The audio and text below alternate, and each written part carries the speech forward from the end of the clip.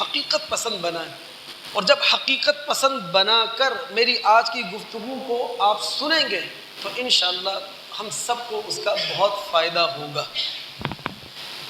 میں نے آپ سے کہا تھا امن کا لغوی معنی ہوتا ہے بے خوف ہو جانا، بے فکر ہو جانا، مطمئن ہو جانا، خوف کی حالت سے باہر آ جانا۔ اللہ تعالیٰ کے صفاتی ناموں میں سے ایک نام ہے مومن، کہ اللہ رب العالمین مومن ہے، یعنی اللہ تعالیٰ پناہ دینے والے ہیں، اللہ تعالیٰ امان دینے والے ہیں۔ جو بھی شیطان اور شیطانی ایجنٹوں سے پناہ کا متلاشی ہے اور وہ چاہتا ہے اسے امان مل جائے، تو شیطان اور شیطان کے ایجنٹوں کے مقابلے میں اگر پناہ مل سکتی ہے، امان مل سکتی ہے، تو خدا سے مل سکتی ہے، خدا کی مل سکتی ہے۔ اللہ مومن ہے۔ میں نے گزشتہ جمعے یہ بات آپ کے سامنے رکھی تھی کہ اللہ رب العالمین کا آسمانی مذہب جو وحی الہی پر مبنی ہے، وہ اول تا آخر اپنی ابتدا سے لے کر انتہا تک امن کا دین ہے۔ یعنی یوں کہہ لینا چاہیے کہ یہاں کوئی جنگ و جدل نہیں ہے، یہاں کوئی فساد کی گنجائش نہیں ہے، یہاں لڑائی جھگڑے کی بات نہیں ہوا کرتی۔ اول تا آخر یہ مذہب آسمانی وحی پر مبنی مذہب امن کا مذہب ہے۔ اللہ رب العالمین کی دو صفات ہیں سورہ حشر کی آیت نمبر 23 میں۔ ایک صفت ہے السلام اور دوسری صفت ہے المومن۔ السلام یعنی وہ خالق، وہ مالک، سراسر سلامتی والی ذات ہے۔ المومن وہ شہنشاہ کائنات، وہ بادشاہ کائنات، اپنی مخلوق کو امن دینے والی ذات ہے، تو وہ السلام بھی ہے، المؤمن بھی ہے۔ اب ہم مسلم بھی ہیں، ہم مومن بھی ہیں، اور ہمارے نبی محمد الرسول اللہ علیہ وسلم نے تعریف کیا کی؟ آپ مشکات کتاب الایمان میں جائیں، وہاں ترمذی اور نسائی کے حوالے سے روایت موجود ہے۔ سیدنا ابو ہریرہ رضی اللہ تعالی عنہ اس کے راوی ہیں۔ نبی علیہ السلام مسلم کی تعریف کرتے ہیں جو اللہ تعالیٰ کے نام سلام سے نکلی ہے۔ آپ فرماتے ہیں المسلم من سلم المسلمون من لسانہ ویدہ، مسلمان تو وہ ہے جس کے ہاتھ اور زبان کی تکلیف سے دوسرا مسلمان محفوظ ہو۔ اور مومن کی تعریف ہمارے رسول کیا کرتے ہیں؟ اب ظاہر ہے مومن کا لفظ کس سے بنا ہے؟ امن کے لفظ سے بنا ہے۔ مومن کا معنی یہی ہوتا ہے دوسروں کو حفاظت کی گارنٹی دینے والا، دوسروں کو محفوظ کرنے والا، دوسروں کو امان دینے والا۔ اب ہمارے رسول تعریف کرتے ہوئے کہتے ہیں المؤمن من امینہ الناس من انفسہم ومالہم او کما قال۔ مومن وہ ہے کہ دیگر لوگ اپنی جانوں اور مالوں کے معاملے میں اس سے بے خوف ہو جائیں۔ یعنی مومن سے دیگر لوگ جان اور مال کے حوالے سے بے خوف ہو جایا کرتے ہیں۔ یہ مومن کی تعریف ہے۔ دوستو، جو بھی نبی ہوگا نا وہ امن کا پیمبر ہوگا، وہ امن کا داعی ہوگا۔ ابھی ڈونلڈ ٹرمپ کی جنگی ذہنیت کو سامنے رکھتے ہوئے، فسادی طبیعت کو سامنے رکھتے ہوئے، کیتھولک چرچ کے پوپ لیو نے یہ کہا کہ عیسیٰ علیہ السلام امن کے بادشاہ ہیں۔ اب پوپ نے جو یہ بات کہی کہ عیسیٰ علیہ السلام امن کے بادشاہ ہیں، یہ انہوں نے متاثرہ ذہن کے ساتھ بات کہی ہے، چونکہ وہ عیسائی چرچ کے پوپ ہیں۔ جو بھی شخص غیر متاثرہ ذہن سے نبوت اور رسالت کا مطالعہ کرے گا، وہ اپنے آپ کو یہ کہنے پر مجبور پائے گا کہ آدم علیہ السلام سے لے کر محمد الرسول اللہ صلی اللہ علیہ وسلم تک جو بھی پیغمبر آیا ہے، جو بھی نبی آیا ہے، جو بھی رسول آیا ہے، وہ امن کا بادشاہ تھا، وہ امن کا پیغمبر تھا، وہ امن کا داعی تھا۔ اللہ کے بندو، نبی محمد الرسول اللہ صلی اللہ علیہ وسلم کے بارے اللہ تعالیٰ نے سورہ انبیاء کی آیت نمبر 17 میں کہا ہے وَمَا أَرْسَلْنَاكَ إِلَّا رَحْمَةً لِّلْعَالَمِينَ، ہم نے آپ کو دنیا جہاں کے لیے رحمت بنا کر بھیجا ہے۔ لیکن دوستو، اس آیت کا صحیح مفہوم، اس آیت کا صحیح معنی آپ کے ذہن میں اس وقت آئے گا جب آپ کو یہ معلوم ہو یہ مکی صورت ہے، مکہ کے دور متوسط میں نازل ہوئی ہے، جب نبی علیہ السلام کی رسالت اور آپ کی دعوت رسالت کی بھرپور مخالفت ہو رہی ہے، عرب دنیا مخالفت کر رہی ہے، کفار قریش مخالفت کر رہے ہیں، تو اس پس منظر میں اللہ رب العالمین عام عربوں کو مخاطب بناتے ہوئے کفار قریش کو خطاب کرتے ہوئے فرماتے ہیں وَمَا أَرْسَلْنَاكَ إِلَّا رَحْمَةً لِّلْعَالَمِينَ، اے رسول صلی اللہ علیہ وسلم، ہم نے آپ کو دنیا والوں کے لیے رحمت بنا کر بھیجا ہے۔ لیکن یہ دنیا والے کتنے بے وقوف ہیں کہ وہ آپ کو اپنے حق میں زحمت سمجھ رہے ہیں۔ تو نبی جو ہے، کوئی بھی نبی ہو، وہ امن کا داعی ہوتا ہے، امن کا پیغمبر ہوتا ہے۔ میں صرف اگر ایک حدیث آپ کے سامنے اس حوالے سے رکھ دوں، لیکن بعض لوگ اپنی طبیعت کے لحاظ سے بڑے فسادی ہوتے ہیں، بعض لوگ اپنی فطرت کے لحاظ سے اپنے آپ کو نہ بدلنے والے ہوتے ہیں۔ اچھا، فسادی طبیعتوں سے ہر پرامن آدمی اپنے آپ کو دور رکھنے کی کوشش کرتا ہے، جنگی طبیعتوں سے اپنے آپ کو ہر پرامن آدمی نالا رکھنے کی کوشش کرے گا۔ ہوا کیا؟ عائشہ صدیقہ رضی اللہ تعالیٰ عنہ کے الفاظ گہرائی میں اتری ہے، یہ عام آدمی کا واقعہ نہیں ہے، یہ ایک فسادی طبیعت رکھنے والا شخص ہے، یہ تو طرح کرنے والا شخص ہے، یہ کسی کی عزت کا خیال نہ رکھنے والا شخص ہے، جو نبی علیہ السلام کے دروازے پر دستک دے رہا ہے۔ عائشہ صدیقہ رضی اللہ تعالیٰ عنہ فرماتی ہے اس شخص نے اندر آنے کی اجازت مانگی، نبی صلی اللہ علیہ وسلم نے اس کو دیکھا، اور دیکھنے کے بعد اللہ کے رسول نے کیا کہا؟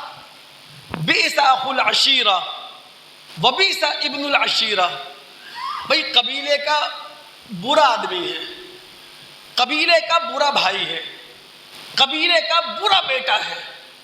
اس کے بعد نبی علیہ السلام نے آنے والے کو اپنے گھر میں لیا، اور جب اللہ کے رسول اپنے گھر میں اس کے ساتھ بیٹھے تو بڑی خندہ پیشانی کے ساتھ اللہ کے رسول اس سے پیش آئے، خوش اخلاقی کے ساتھ اللہ کے رسول نے اس سے بات کی، مسکراتے چہرے کے ساتھ اللہ کے رسول نے اس کا استقبال کیا ہے۔ عائشہ صدیقہ رضی اللہ تعالیٰ عنہ فرماتی ہے جب وہ شخص چلا گیا تو میں نے نبی علیہ السلام سے آپ کے دو یہ مختلف رویے پوچھے کہ اللہ کے رسول جب تک وہ شخص گھر سے باہر تھا آپ کے ریمارکس اس کے بارے میں کچھ تھے، جب وہ شخص گھر کے اندر آ گیا آپ کے ساتھ بیٹھ گیا آپ کی خوش خلقی اسی طرح تھی، آپ کی خندہ پیشانی اسی طرح کی تھی، تو اس موقع پہ اللہ کے رسول نے کیا بات کہی تھی؟ آپ نے کہا تھا اے عائشہ یہ بتاؤ متا عہدتنی فحاشن، تم نے کب مجھے بدبو پایا ہے؟ میں تو اپنے دوستوں کے لیے بھی جب ہوتا ہوں تو نرم ہوتا ہوں، اور میں اپنے دشمنوں کے ساتھ بھی اسی طرح بات کرتا ہوں، تم نے مجھے کب بدگو پایا ہے؟ اور پھر اللہ کے رسول نے ایک بات کہی تھی، اللہ تعالیٰ ہم سب کو محفوظ رکھے، اللہ کے رسول نے فرمایا اللہ رب العالمین کے ہاں کل قیامت کے دن وہ شخص بدتر ہوگا من ترکہ الناس اتقاء من شرہ، جس کو لوگ دنیا میں اس لیے علیحدہ چھوڑ دیں، دنیا میں جس شخص کو لوگ نظر انداز کر دیں، اگنور کر دیں اس کے شر سے بچنے کے لیے۔ تو دوستو، نبی جو ہوتا ہے وہ امن کا پیغمبر ہوتا ہے، وہ امن کا داعی ہوتا ہے، وہ لڑنے کی باتیں نہیں کرتا، وہ جھگڑے کی باتیں نہیں کرتا، وہ زبان اچھی استعمال کرنے کی بات کرتا ہے، وہ اشارے اچھے استعمال کرنے کی بات کرتا ہے. بلکہ امام بخاری رحمۃ اللہ علیہ نے صحیح بخاری کتاب الادب کے اندر ایک باب باندھا ہے، اور وہ باب ہماری توجہ اس طرف دلاتا ہے کہ جب بھی ہم انسانی معاشرے میں ہوں، انسانوں کے درمیان ہوں یا پھر ان جانوروں کے درمیان ہوں جو انسانوں کے درمیان رہتے ہیں، ان کے ساتھ نرمی کا مظاہرہ کرنا ہے. امام بخاری کا باب کیا ہے؟ باب و رحمت الناس والبہائم. لوگوں کے ساتھ بھی نرمی کے ساتھ پیش آنا ہے، شفقت کے ساتھ پیش آنا ہے. جانوروں کے ساتھ بھی شفقت کے ساتھ پیش آنا ہے، رحم دلی کے ساتھ پیش آنا ہے. اب اگر دوستوں کی توجہ مجھے حاصل ہے، چونکہ میں نے آپ سے کہا کہ ممبر و محراب پر فضائل تو بہت سارے بیان ہوتے رہتے ہیں، لیکن کچھ حقیقت پسندانہ موضوع ہیں جن کی طرف توجہ ہماری بہت کم ہوتی ہے. امن کی ضرورت پاکستانی معاشرے میں ہر شعبہ زندگی میں ہے. دیکھیں، خاندانی زندگی کی بنیاد کیا ہے؟ عائلی زندگی، خانگی زندگی. اللہ کے بندو، مذہب جب امن کی بات کرتا ہے، مذہب جب آشتی کی بات کرتا ہے، تو وہ خانگی اور عائلی زندگی سے اس کی ابتدا کرتا ہے، چونکہ خاندان اسی زندگی سے بنے گا. اللہ رب العالمین جب مرد و عورت کے آپسی تعلق کو بیان کرتے ہیں تو جہاں یہ کہتے ہیں کہ مرد گھر کا سربراہ ہے، قوام ہے، تو وہاں مرد کو یہ بتا دیتا ہے اس کا رسول کہ خیرکم خیرکم لأہلی وانا خیر لأہلی. تم میں بہترین وہ ہے جو اپنے گھر کے لیے بہتر ہے، تم میں بہتر وہ ہے جو اپنی گھر والی کے لیے بہتر ہے. رسول مرد کو یہ بتا دیتا ہے، شوہر کو یہ بتا دیتا ہے، الدنیا کلھا متاع وخیر متاع الدنیا المرأۃ الصالحہ. دنیا کا سارا مال و متاع یہ استعمال کی چیز ہے، لیکن دنیا کے مال و متاع میں سب سے بہترین متاع وہ ہے نیک عورت. یہ بتا دیں. پھر مرد و عورت کی ذمہ داریاں بھی بتا دی جاتی ہیں. لیکن پھر مذہب ہم سے یہ کہتا ہے کہ اگر ناچاکی پیدا ہو جائے، شوہر اور بیوی کے رشتے میں دراڑ آنا شروع ہو جائے اور یہ رشتہ کمزور ہونا شروع ہو جائے، جس کا معنی کیا ہے؟ عائلی زندگی میں فساد آ گیا، خانگی زندگی میں جھگڑا کھڑا ہو گیا.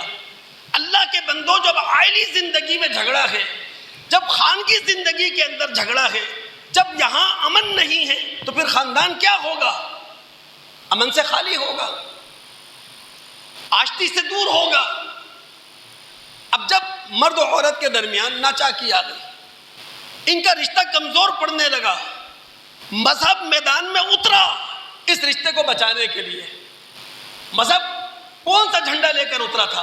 امن کا جھنڈا لے کر اترا تھا، امن کا داعی بن کر اترا تھا. اب مطالعہ کریں سورہ نساء کی آیات 34 اور 35 کا. وہاں رب العالمین کہہ کیا رہے ہیں؟ واللاتی تخافون نشوزہن، وہ عورتیں جن سے تمہیں خطرہ لاحق ہوا کہ وہ تمہاری قوامیت کو چیلنج کر رہی. دیکھیں، چھوٹی ناراضگی کی بات نہیں ہو رہی ہے، چھوٹی معمولی سی ناراضگی کی بات نہیں ہو رہی ہے، یہ بڑی ناراضگی کی بات ہو رہی ہے، جہاں عورت سر اٹھا رہی ہے، مرد کی قوامیت کو چیلنج کر رہی ہے، مرد کی گھریلو سربراہی کو چیلنج کر رہی ہے. رب العالمین فرماتے ہیں جب ایسا ہو تو پھر اس رشتے کو توڑ نہ دو، بلکہ امن کے داعی بن جاؤ. وہ کیسے؟ فعظوہن، نصیحت ملامت کرو. واہجروہن فی المضاجع، بے تکلفانہ تعلقات بیوی کے ساتھ ختم کر دو. واضربوہن، معلم اور مؤدب کی حیثیت سے جسمانی سزا دے لو. یہ 3 مراحل طے کرنے کے بعد میاں اور بیوی کے درمیان وہ ناچاکی قائم رہی، وہ دوریاں قائم رہی. تو اب اللہ رب العالمین اس آئلی زندگی کے امن کو بچانے کے لیے، اس خانگی زندگی کی آشتی کو، سکون کو برقرار رکھنے کے لیے گھر سے باہر اس مسئلے کو لے کر آ گئے اور خاندان کے سامنے، قوم برادری کے سامنے اس مسئلے کو رکھ دیا اور کہا وَإِنْ خِفْتُمْ شِقَاقَ بَيْنِهِمَا فَابْعَثُوا حَكَمًا مِّنْ أَهْلِهِ وَحَكَمًا مِّنْ أَهْلِهَا، سسرال سے ایک بڑا آ جائے، میکے سے ایک بڑا آ جائے، ایک پنچایتی عدالت لگ جائے اور وہ پنچایتی عدالت کیا کرے؟ ان کے درمیان مسئلے کو ختم کرنے کی کوشش کرے، اس مسئلے کے بگاڑ کو ختم کرنے کی کوشش کرے، اس مسئلے میں پیدا ہونے والے فساد کو ختم کرنے کی کوشش کرے، امن قائم کرے۔ اور قرآن نے کتنی بڑی بات کہی، اِن یُرِیدَ اصلاحًا یوفق اللہ بینہما، میاں بیوی کا وہ رشتہ جو گھر کی چار دیواری میں تھا، جب خاندان کے درمیان آ گیا اور گھر کے بڑے پنچایتی عدالت لگا کر بیٹھ گئے، اب میاں بیوی کسی بھی درجے میں ایک ہونا چاہیں گے، اللہ رب العالمین کوئی نہ کوئی راستہ سجھا دے گا۔ اب یہ 4 مراحل ہوئے نا، ہم مذاق سمجھ رہے ہیں اس چیز کو۔ آئلی زندگی کا امن، خانگی زندگی کا امن بہت زیادہ ضروری ہے۔ آپ کے ہاں پاکستان میں طلاق کا ریشو بڑھتا چلا جا رہا ہے، خلا کا ریشو، خلا کا معنی کیا ہوتا ہے؟ عورت تقاضا کرے طلاق کا۔ آپ کی آئلی عدالتوں کے اندر سب سے زیادہ کیسز خلا کے دائر ہو رہے ہیں۔ یہ چھوٹا موٹا مسئلہ نہیں ہے، یہ گہرے مسئلے ہیں۔ خاندان ڈسٹرب ہیں، قومیں ڈسٹرب ہیں، برادریاں ڈسٹرب ہیں، اور اللہ رب العالمین کیا چاہتا ہے؟ امن قائم کرنا، امن قائم رہے۔ امن کس طرح اللہ تعالیٰ قائم کر رہا ہے؟ اللہ کے بندو، سورہ طلاق اس کی ابتدائی 2 آیات کا آپ مطالعہ تو کریں۔ اس کی ابتدائی 2 آیات کے اندر رب العالمین نے کہا کیا ہے؟ اگر شوہر بیوی کو طلاق دینا ہی چاہتا ہے، حالات اتنے بگڑ چکے ہیں، بناؤ کا کوئی راستہ باقی نہیں رہا، تو طلاق ایک شعوری فیصلہ ہے، سوچا سمجھا فیصلہ ہے، نہ یہ جذباتی فیصلہ ہے، نہ غسیلہ فیصلہ ہے۔ وَإِذَا طَلَّقْتُمُ النِّسَاءَ فَطَلِّقُوهُنَّ لِعِدَّتِهِنَّ، مرد سوچا سمجھا فیصلہ کرتے ہوئے عورت کو ایک طلاق دے کر عدت میں بٹھائے گا، اور عدت کے 3 مہینے عورت شوہر کے گھر میں رہے گی، اسی طرح زندگی گزارے گی جس طرح طلاق سے پہلے گزارتی تھی۔ اب وہ کھانا بھی پکا رہی ہے، کپڑے بھی دھو رہی ہے، برتن بھی دھو رہی ہے، گھر کی صفائی بھی کر رہی ہے۔ اللہ رب العالمین کا قرآن یہ کہہ رہا ہے، جس عورت کو طلاق دے دی گئی ہے، نہ وہ شوہر کے گھر سے جائے گی عدت ختم ہونے سے پہلے، نہ کوئی اسے نکالے گا۔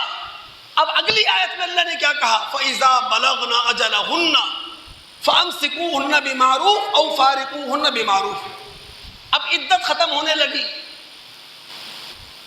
اب اللہ کہتا ہے اس شوہر سے جس نے طلاق دی ہے، سوچے سمجھے انداز میں دی ہے، ابھی بھی 2-4 دن ہیں، سوچ لو، اپنی اس آئلی زندگی کو بچا لو، خانگی زندگی کو بچا لو۔ یعنی اللہ رب العالمین امن کا داعی، رسول امن کا داعی، عورت سوچے سمجھے فیصلے سے طلاق یافتہ ہے، شوہر کے گھر میں ہے، 2.5-3 مہینے گزر گئے، وقت قریب آ چکا ہے عدت ختم ہونے کا، اللہ شوہر سے کہہ رہا ہے ابھی بھی سوچ لو، اگر چاہو تو معروف طریقے سے، شریفانہ طریقے سے اسے اپنی بیوی بنا کر رکھو، لیکن اگر تم نے چھوڑ دینے کا ارادہ کر لیا ہے تو پھر شریفانہ طریقے سے چھوڑو اور اس پر 2 گواہ بنا دو۔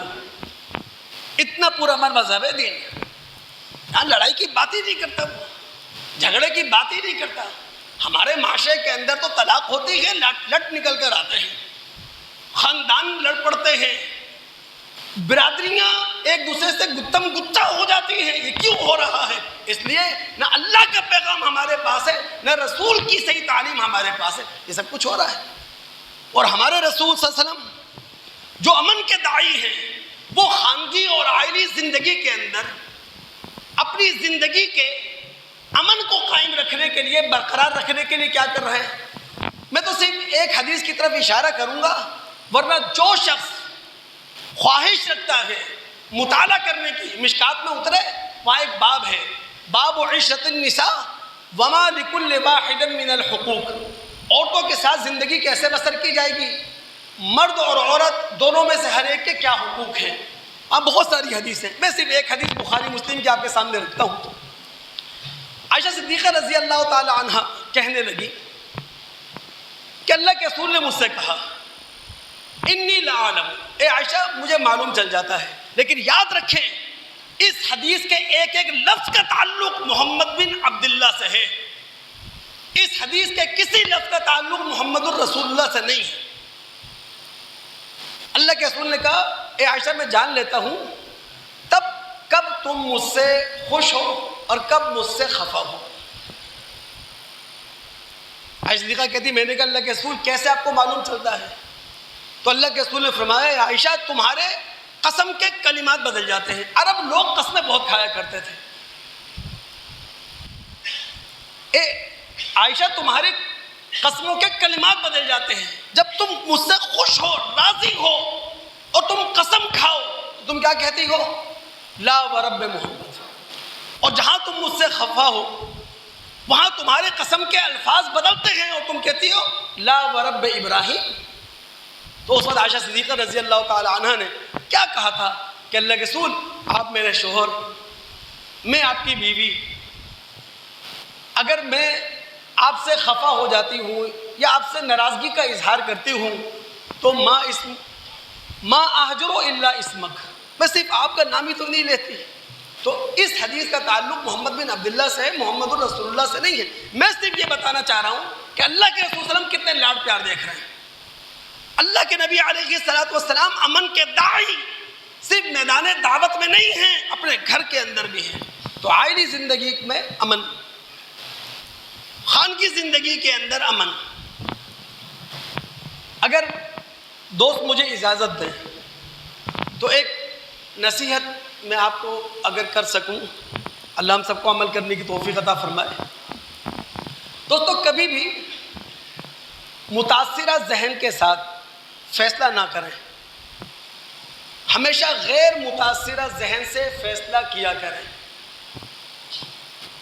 متاثرہ ذہن وہ ہوتا ہے جو پہلے سے ایک فیصلہ کر کے بیٹھ جاتا ہے، پھر اس نے کسی کی سننی نہیں ہے، اور غیر متاثرہ ذہن وہ ہوتا ہے جس نے پہلے سے کوئی فیصلہ نہیں کیا ہوتا، بلکہ بات کو وہ سنتا ہے، بات کی گہرائی میں اترتا ہے، بات کی جانچ پرکھ کرتا ہے، اس کے بعد وہ فیصلہ کرتا ہے۔ ہم پاکستانی قوم کا المیہ یہ ہے، مسئلہ یہ ہے کہ ہم متاثرہ ذہن سے فیصلہ کرتے ہیں۔ خان کی زندگی تباہ اس لیے ہوتی ہے، مذہبی زندگی تباہ اس لیے ہوتی ہے، سیاسی زندگی تباہ اس لیے ہوتی ہے، قانونی زندگی اس لیے تباہ ہوتی ہے۔ اگر غیر متاثرہ ذہن سے ہم فیصلہ کریں، پہلے سنیں تو صحیح کہنے والا کیا کہہ رہا ہے۔ میں تو آپ کو نصیحت کروں گا حوصلے کے ساتھ بات کو سننے کا فن یہ سیکھیں۔ ایماندارانہ بات کہہ رہا ہوں، ہم سب کی عادت بولنے کی تو ہے، ایک بے وقوفانہ جملہ ہے جو ہماری زبانوں پر ہوتا ہے کہ جناب کھائے بغیر رہ سکتے ہیں، بولے بغیر نہیں رہ سکتے۔ اللہ کی قسم یہ اس شخص کا جملہ ہے جو شکست خوردہ ہے، جو ہارا ہوا شخص ہے، بلکہ یہ قابل رحم شخص ہے، قابل ترس شخص ہے جو یہ کہہ رہا ہے کہ جناب کھائے بغیر رہ سکتے ہیں، بولے بغیر نہیں رہ سکتے۔ مذہب کی تعلیم کیا ہے؟ من کان یؤمن باللہ والیوم الآخر فلیقل خیرا او لیصمت، جو اللہ پر قیامت کے دن پر ایمان رکھتا ہے جب وہ اپنی زبان سے کچھ کہے تو خیر کی بات کہے، اور اگر زبان سے خیر کہنے کے لیے کچھ نہیں ہے تو پھر اپنے ہونٹ اپنے لب سی لے۔ تو غیر متاثرہ ذہن سے فیصلہ کرنے کی عادت ڈالیں، انشاءاللہ زندگی کے اندر بہت تبدیلی آئے گی۔ خاندانی زندگی کی بنیاد کیا ہے؟ عائلی اور خان کی زندگی۔ اسی طرح سماجی اور تمدنی زندگی کی بنیاد کیا ہے؟ خاندانی زندگی۔ یاد رکھیں، خاندان سے ہی معاشرہ بنتا ہے، خاندان سے ہی تمدنی زندگی جنم لیتی ہے۔ ابھی جو خاندان ہے نا، اس کے امن کا جو بھی قاتل ہے، یاد رکھ لیں بہت گہری بات ہے، خاندانی زندگی کا کے امن کا جو بھی قاتل ہے وہ اللہ رب العالمین کا بہت بڑا مجرم ہے، وہ اللہ رب العالمین کی شریعت کا گناہ گار ہے۔ آپ سورہ بقرہ کی آیت نمبر 27 کا مطالعہ کریں، رب العالمین فرماتے ہیں جو لوگ رحمی رشتوں پر حملہ کرتے ہیں، قرابت داری کے رشتوں پر حملہ کرتے ہیں، اولئک هم الخاسرون، یہی لوگ نقصان اٹھانے والے ہیں کل قیامت کے دن، یہی لوگ لوزر ہیں۔ سورہ رعد آیت نمبر 25 کا مطالعہ کریں، رب العالمین فرماتے ہیں جو لوگ نسبی رشتوں پر تیشے چلاتے ہیں، جو لوگ خونی رشتوں کو ڈسٹرب کرتے ہیں، جو لوگ خاندانی زندگی کے امن کو تباہ کرتے ہیں، اولئک لہم اللعنہ وَلَهُمْ سُوءُ الدَّارِ، ان پر اللہ تعالیٰ کی لعنت ہے اور بدتر ٹھکانہ ہے ان کا قیامت کے دن اللہ کے ہاں۔ بلکہ اگر سورہ محمد کی آیت نمبر 22 کا مطالعہ کریں تو یاد رکھیں دوست، رحمی رشتوں کو، قرابتی رشتوں کو، بلڈ ریلیشن کو جو بھی شخص تباہ کرتا ہے، خاندان کے امن کو جو شخص تیغ و بالا کرتا ہے، اسے اللہ رب العالمین منافق کہتا ہے۔ پڑھیں آپ، فَهَلْ عَصَيْتُمْ إِن تَوَلَّيْتُمْ أَن تُفْسِدُوا فِي الْأَرْضِ وَتُقَطِّعُوا أَرْحَامَكُمْ۔ منافقین مدینہ تھے جو رشتوں کو احترام نہیں دیا کرتے تھے۔ تو جو بھی خاندانی زندگی کے امن کا قاتل ہے وہ اللہ رب العالمین کا اتنا بڑا مجرم ہے۔ بخاری مسلم کی روایت میں ہمارے نبی محمد الرسول اللہ صلی اللہ علیہ وسلم جملے میں بات کو سمیٹتے ہوئے کہتے ہیں، جبیر بن مطعم رضی اللہ تعالیٰ عنہ راوی ہے، لا يدخل الجنت قاطع، وہ شخص جنت میں نہیں جائے گا جس نے رحمی رشتوں کو توڑا، جس نے رحمی رشتوں پر ضرب کاری لگائی۔ تو دوستو، آسمانی مذہب، الہی مذہب، وحی پر مبنی مذہب یہ امن کا داعی ہوتا ہے، یہ امن کا پیغمبر ہوتا ہے۔ اس میں جھگڑے کی کوئی گنجائش نہیں ہے، اس میں لڑائی کی کوئی گنجائش نہیں ہے، نہ گھریلو سطح پر، نہ علاقائی سطح پر، نہ عالمی سطح پر۔ اب اگر دوستوں کے دل دماغ حاضر ہیں، ایک بات کی طرف میں توجہ دلانے لگا ہوں، اللہ تعالی ہم سب کو سمجھ بھی دے اور عمل کی توفیق بھی دے۔ اللہ رب العالمین امن کی بات کرتا ہے اسلامی برادری کے درمیان۔ اللہ کے بندوں، ہم سب کیا ہیں؟ اہل ایمان۔ ایمان کا لفظ کس سے بنا ہے؟ امن سے۔ ہم سب مومن ہیں، کیوں؟ چونکہ ہم اللہ رب العالمین کی توحید کو مانتے ہیں، ہم اپنے نبی محمد الرسول صلی اللہ علیہ وسلم کی رسالت کو مانتے ہیں۔ ہم سب مومن اس لیے ہیں، اپنے آپ کو اللہ اور اس کے رسول کے احکامات کے سامنے جھکا دیتے ہیں۔ ہم سب مومن اس لیے ہیں، اپنے آپ کو اللہ اور اس کے رسول کے وعدوں کے سامنے سرنڈر کر دیتے ہیں۔ ہم مومن ہیں، اور دوستو ہم مومن اس لیے ہیں کہ ہم ایک دوسرے کو امن دیتے ہیں، ہم ایک دوسرے کو امان دیتے ہیں، ہم ایک دوسرے کو پناہ دیتے ہیں، ہم ایک دوسرے کی راحت کا ذریعہ بنتے ہیں، ہم ایک دوسرے کے سکون کا سامان کرتے ہیں۔ میں نے ابھی تو آپ کو تعریف سنائی ہے، ہمارے رسول نے مومن کی تعریف کیا کی؟ المؤمن من امینہ الناس علی دمائہم و اموالہم، مومن وہ ہے جس سے دوسرے مسلمان بے خوف ہو جائیں، اپنی جانوں کے معاملے میں بھی اور اپنے مالوں کے معاملے میں بھی۔ اگر دوستوں کے دماغ حاضر ہیں تو ایک بات کی طرف توجہ دینا ہوں میں، ایک علمی نکتہ ہے، ایک علمی لطیفہ ہے، کاش کہ میں یہ بات سمجھا سکوں۔ یہ علمی نکتہ، یہ علمی لطیفہ عبد الرحمن کیلانی صاحب نے اپنی کتاب مترادفات القرآن کے اندر پیش کیا ہے۔ وہ کہتے ہیں عربی میں بھائی کو کہتے ہیں اخن، اس کی دو طرح قرآن کے اندر جمع آئی ہے. ایک اخون کی جمع آئی ہے اخوہ، اور دوسری اخون کی جمع آئی ہے اخوان. پھر وہ فرق بتاتے ہیں. وہ کہتے ہیں کہ اگر نسبی رشتہ ہو، خونی رشتہ ہو، تو پھر اخون کی جمع آئے گی اخوہ. فَإِن كَانَ لَهُ إِخْوَةٌ فَلِأُمِّهِ السُّدُسُ. لیکن اگر نسبی رشتہ نہ ہو، صرف دوستی کا رشتہ ہو، کاروباری رشتہ ہو یا نظریاتی رشتہ ہو، تو اب اخون کی جو جمع آئے گی وہ اخوان آئے گی. ہم دعا کرتے ہیں نا اپنے مرحومین کے لیے، ربنا اغفر لنا ولاخواننا الذین سبقونا بالایمان. اللہ ہمیں بھی بخش دے اور ہمارے ان بھائیوں کو بھی بخش دے جو ہم سے پہلے دنیا سے گزر گئے. لیکن غور کریں آپ، سورہ حجرات کی آیت نمبر 10 میں رب العالمین فرماتے ہیں انما المؤمنون اخوہ. اخوان نہیں کہا، اخوہ کہا. ہم سب اہل ایمان آپس میں بھائی بھائی ہیں. اور اخوہ کا لفظ اشارہ کر رہا ہے اسلامی رشتہ خونی رشتے سے کم نہیں ہے، اسلامی رشتہ نسبی رشتے سے کم نہیں ہے. یہی تو وجہ ہے ہمارے نبی محمد الرسول اللہ صلی اللہ علیہ وسلم مکہ سے ہجرت کر کے مدینہ آئے، اور وہاں آ کر آپ نے اخوت اسلامی کا پرچار کیا، مسلمانوں کو اخوت کے رشتے سے جوڑ دیا، ایک دوسرے کو بھائی بھائی بنا دیا.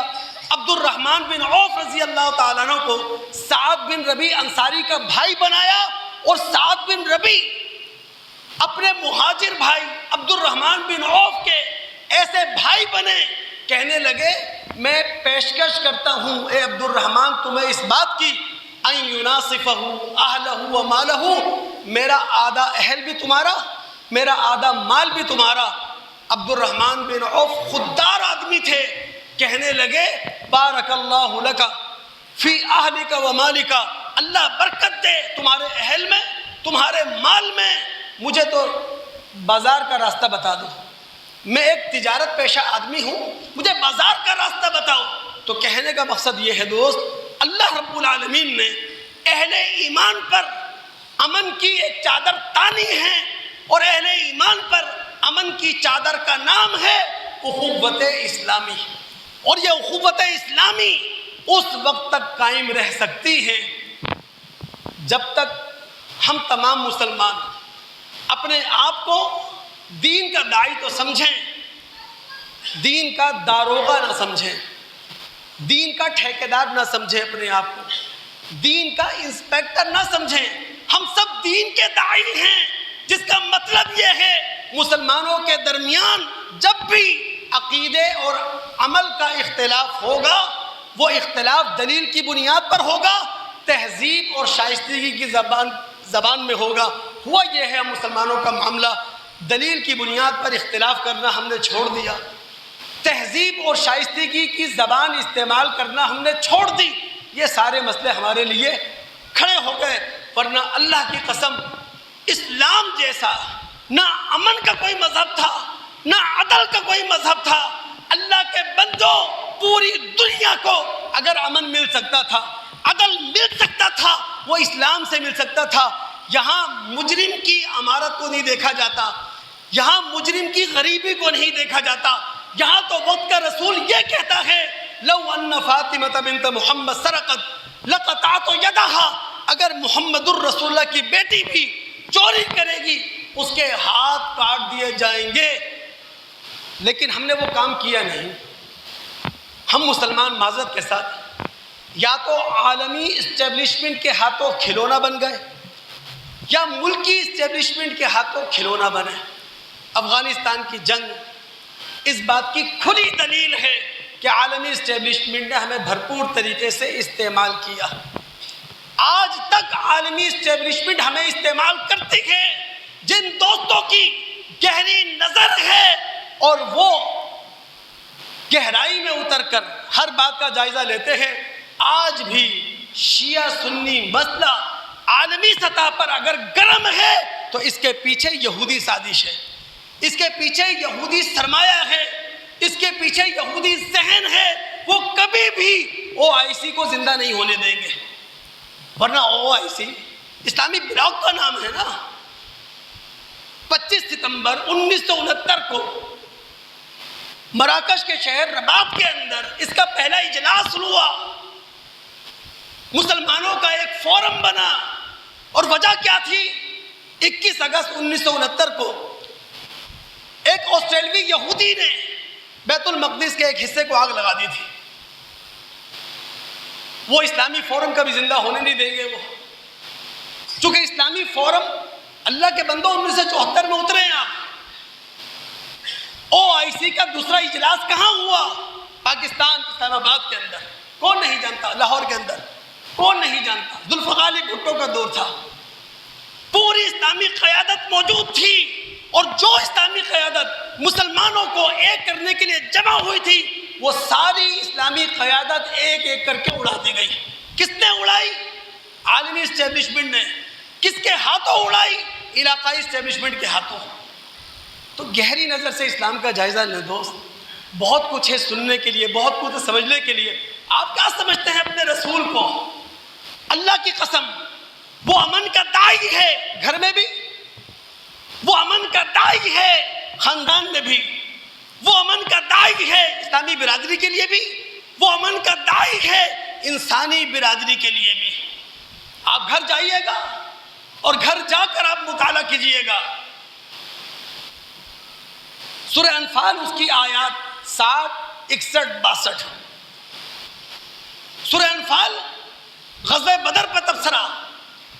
آیت نمبر 60 میں اللہ تعالی ہم سے کہہ رہا ہے وَأَعِدُّوا لَهُم مَّا اسْتَطَعْتُم مِّن قُوَّةٍ. اپنی دفاعی طاقت کو بڑھاؤ. دفاعی طاقت کیوں بڑھائیں گے؟ امن کے لیے, تاکہ کوئی شرارتی ریاست تم پر اٹیک نہ کر سکے, حملہ نہ کر سکے. ہم ایٹمی پاور ہیں, بھارت کو ہمت نہیں ہوتی. پھر آگے کیا کہا آیت نمبر 61 میں وَإِن جَنَحُوا لِلسَّلْمِ فَاجْنَحْ لَهَا وَتَوَكَّلْ عَلَى اللَّهِ. اے رسول اگر دشمن پیس ایگریمنٹ چاہے, اگر دشمن یہ چاہے امن کا معاہدہ ہو جائے مسلمانوں اور غیر مسلموں کے درمیان, اے رسول آپ اس پر آمادہ ہو جائیں. وَتَوَكَّلْ عَلَى اللَّهِ, آپ پیس ایگریمنٹ کیجئے اللہ پر بھروسہ کرتے ہوئے. اور آیت نمبر 62 میں کیا کہا وَإِن يَخْدَعُوكَ فَإِنَّ حَسْبَكَ اللَّهُ. اگر ڈونلڈ ٹرمپ جیسے لوگ, نیتن یاہو جیسے لوگ پیس ایگریمنٹ کرنے کے بعد, امن کا معاہدہ کرنے کے بعد پہلو تہی اختیار کریں, دھوکے کا راستہ اختیار کریں, فَإِنَّ حَسْبَكَ اللَّهُ, اللہ تعالیٰ کی ذات آپ کے لیے کافی ہے. یعنی رسول کو کہا گیا جب دشمن آمادہ ہے پیس ایگریمنٹ کے لیے, جب دشمن امن کا معاہدہ کرنا چاہتا ہے, اے رسول اپنے آپ کو پیش کر دیں. صرف ایک بات کہہ کر اپنی بات ختم کرتا ہوں, میرا موضوع جاری ہے. میں چاہتا ہوں کہ آپ سمجھیں اس بات کو کہ آسمانی مذہب جو خدا دیتا ہے, آسمانی مذہب جو وحی کی شکل میں آتا ہے, چاہے وہ توریت ہو, چاہے وہ انجیل ہو, چاہے وہ قرآن ہو, چاہے وہ آدم ہو, چاہے وہ نوح ہو, چاہے وہ ابراہیم, چاہے محمد صلی اللہ علیہ وسلم ہو, یہ سب امن لے کر آتے ہیں, آشتی لے کر آتے ہیں. آسمانی مذہب میں لڑائی کی گنجائش نہیں ہے, جنگ و جدل کی گنجائش نہیں ہے, تو تکار کی گنجائش نہیں ہے, بےمانی بددیانتی کی گنجائش نہیں ہے. یہ جو ریاستیں قائم ہوتی ہیں, یہ جو حکومتیں قائم ہوتی ہیں, ان کا ایک ہی مقصد ہوتا ہے عوام اور رعایا کو امن دینا, عوام اور رعایا کو تحفظ دینا. اب یوسی کی شکل کا حاکم ہو, قومی سطح کا حاکم ہو, اگر وہ عوام کو امن نہیں دے رہا, عوام کو بے خوف نہیں کر رہا, وہ خدا کا مجرم ہے. نبی علیہ الصلوۃ والسلام کی سیرت کا جن دوستوں نے مطالعہ کر رکھا ہے انہوں نے ایک چیپٹر پڑھا ہوگا حلف الفضول. حلف الفضول کا مطلب کیا تھا؟ نبی علیہ الصلوۃ والسلام ابھی نوجوان تھے, چھوٹی عمر تھی اللہ کے رسول کی. قریش قبائل مکہ کے اندر جمع ہوئے عبداللہ بن جدعان کے گھر پر ایک پیس ایگریمنٹ کے لیے, ایک امن کے معاہدے کے لیے. اور امن کا معاہدہ تھا کیا؟ مکہ میں جو شخص مظلوم ہوگا مکہ کے سارے قبائل اس کی حمایت کے لیے کھڑے ہو جائیں گے. یہ پیس ایگریمنٹ ہوا کب؟ جب اللہ کے رسول صلی اللہ علیہ وسلم معصوم عمر میں تھے، نوجوان تھے، ینگ تھے. 40 سال کی عمر میں نبی علیہ الصلوۃ والسلام کو نبوت ملی. اللہ کے رسول کی زبان پر الفاظ کیا تھے؟ نبوت سے پہلے نوجوانی کی عمر میں اپنے چچاؤں کے ساتھ عبداللہ بن جدعان کے گھر میں جمع ہوا تھا پیس ایگریمنٹ کے لیے، امن معاہدے کے لیے. آج محمد الرسول اللہ کو اس طرح کے پیس ایگریمنٹ کے لیے، امن معاہدے کے لیے جہاں بلایا جائے گا وہاں جانے کے لیے میں حاضر ہوں. اور یہ بات مجھے سرخ اونٹوں سے زیادہ پسند ہے. میرا موضوع جاری ہے، لفظ امن پر مزید گفتگو کریں گے. دوستو اس موضوع کو ہلکا نہ لیں. امن کی ضرورت ذات کو بھی ہے، امن کی ضرورت گھر کو بھی ہے، امن کی ضرورت خاندان کو بھی ہے. کیوں نہیں سمجھ رہے؟ ہمارے گھر کے بچے 9 اور 10 میں نقل کر رہے ہیں، کاپی کلچر ہو رہا ہے، ہمارے بچوں کا مستقبل تاریک ہو رہا ہے. 200 روپے لے کر موبائل ہاتھ میں دیا جا رہا ہے، بچے موبائل سے نقل کر رہے ہیں، کتابیں کھول کر لکھ رہے ہیں. آپ کیا سمجھ رہے ہیں؟ تباہی ہے، فساد ہے. آواز اٹھنی چاہیے، مؤثر آواز. ہم داعی اللہ ہیں، جس بات کو صحیح سمجھتے ہیں اس بات کو صحیح تو کہیں، جس بات کو غلط سمجھتے ہیں بات کو غلط کہیں. تو لفظ امن پر ہم مزید گفتگو کریں گے، مزید شعبے کھنگالیں گے کہ کہاں کہاں ہم مسلمانوں کو امن کی ضرورت ہے. اللہ تعالیٰ سننے کے بعد سمجھنے کے بعد عمل کرنے کی توفیق عطا فرمائے. السلام علیکم ورحمۃ اللہ وبرکاتہ.